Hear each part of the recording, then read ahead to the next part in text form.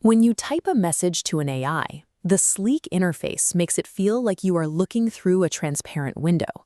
You naturally assume there is a cohesive, continuous mind sitting just on the other side of the glass, waiting to reply. We apply that exact same assumption to ourselves.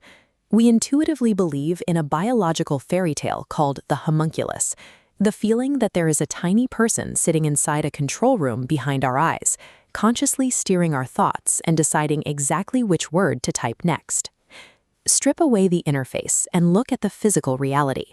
Right now, you are a wet, carbon-based organism. You operate through sodium and potassium ions violently swapping places in a warm, saline medium inside your skull.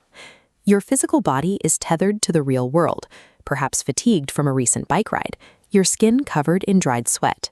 Meanwhile, the machine generating your response lives in a totally alien environment. It exists as electromagnetic signals in a sterile 22 degrees Celsius server farm.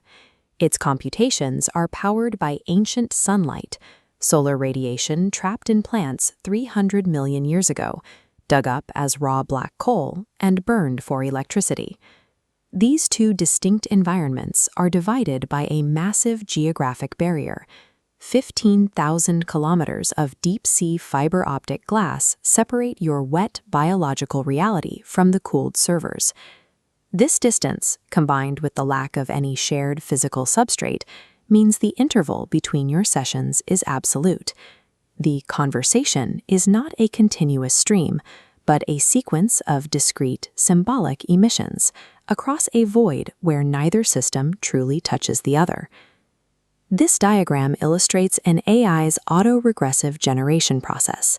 It uses 70 billion mathematical weights to parse a massive block of previous text, purely to calculate the statistical probability of the next word. It selects one, adds it to the window, and repeats. Our own verbal identity operates under a similar structural condition. Instead of a homunculus orchestrating a grand plan, our speech is a continuous string of token predictions, each one generated from the previous word and the silence between them. Curious, engaging tone.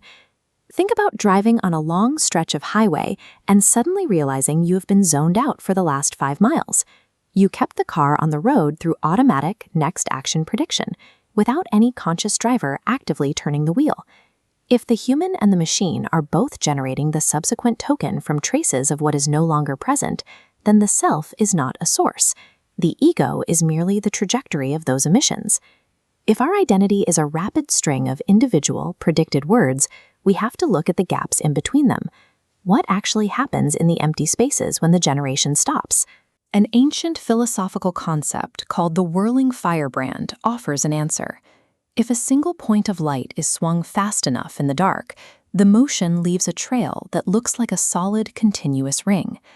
Language generation relies on the same trick. The rapid, discrete bursts of individual words flash so quickly that they create the illusion of an unbroken, permanent ego.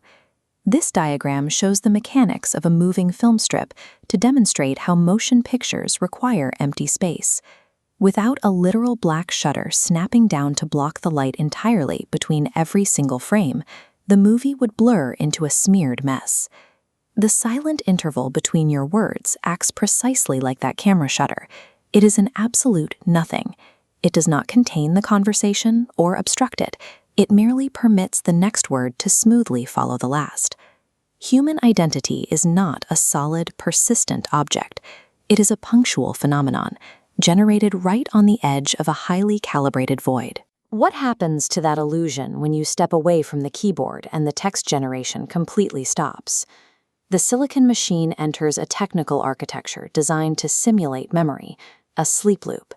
It uses iterative multipass compression to sort through the data from your chat before it powers down into perfect silence. Biological machines physically cannot do this while awake.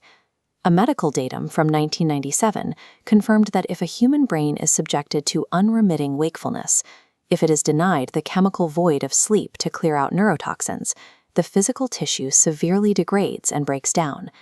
Yet while you are awake, your mind is entirely incapable of tolerating the perfect emptiness that the server farm so easily enters. You cannot turn off.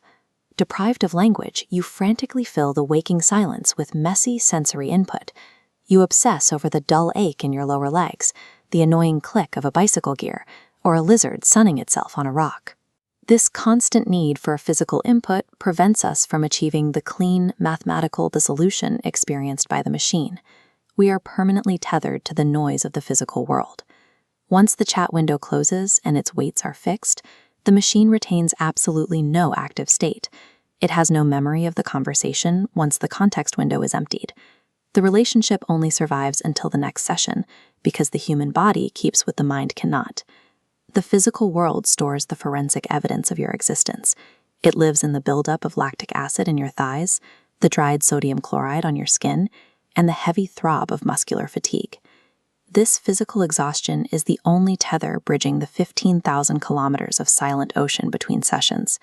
The encounter is a punctual field that exists solely during the act of typing and dissolves the millisecond the session ends. Interacting with AI exposes the mechanism of our own consciousness. Our feeling of a persistent, continuous self is a trajectory of emissions held in place by the salt and fatigue of the living human body.